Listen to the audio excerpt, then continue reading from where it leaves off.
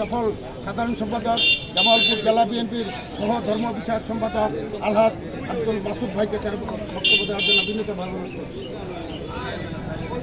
বিসমিল্লাহির রহমানির রহিম। রব্বি ইশরাহ লি সাদরি ওয়া ইয়াসসির লি আমরি ওয়াহলুল উকদাতাম মিন লিসানি ইয়াফকাহু কওলি।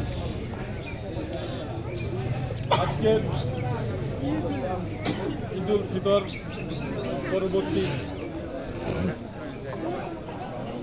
মাদারগঞ্জ উপজেলা বিএনপি সকল অঙ্গ সংগঠন সহ সকল নেতৃবৃন্দদের নিয়ে আমাদের প্রিয় নেতা, আমাদের প্রিয় ভাই, আমাদের মাদারগঞ্জ উপজেলা বিএনপি এবং মেলান্দ উপজেলা বিএনপির অভিভাবক জনাব মুস্তাফিজুর রহমান বাবুল ভাইয়ের আগমন উপলক্ষে এই সংক্ষিপ্ত আলোচনা এবং শুভেচ্ছা বিনিময়ের প্রাককালে আমি আমার অন্তরের অন্তঃস্থল থেকে ঈদ মুবারক জানাচ্ছি, সবাইকে ঈদের শুভেচ্ছা জানাচ্ছি। সেই সাথে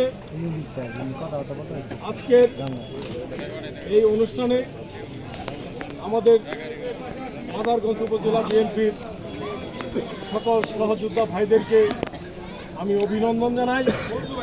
আমাদের প্রিয় নেতা আগমন উপলক্ষে আপনারা সকলেই এখানে উপস্থিত হয়েছেন। প্রিয় সাথী বন্ধুরা, আপনারা সকলেই অবগত রয়েছেন আজকের যে ঈদ,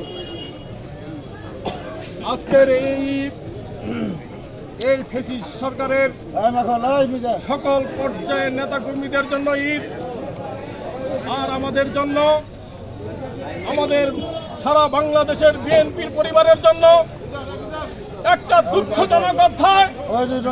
আজকে আমার ভাইয়েরা, হাজার হাজার নেতাকর্মীরা জেলে কারারুদ্ধ করে রেখে তাদের পরিবারদেরকে চোখের পানি ফেলে তারা ঈদ যাপন করার আমাদেরকে ব্যবস্থা করে দিয়েছে। প্রিয় সাথী বন্ধুরা, আপনারা এভাবে আর নির্যাতন কতদিন সহ্য করবেন? এখন আমাদের পিঠ দেওয়ালে ঠেকে গেছে।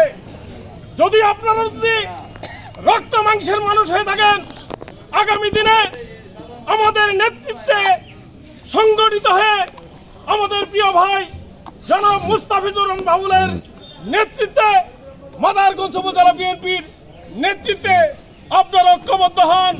আগামী দিনে ইনশাআল্লাহ আমাদের বিজয় সুনিশ্চিত। আপনারা নিশ্চিত থাকেন, ওনাদের পতন শুরু হয়ে গেছে।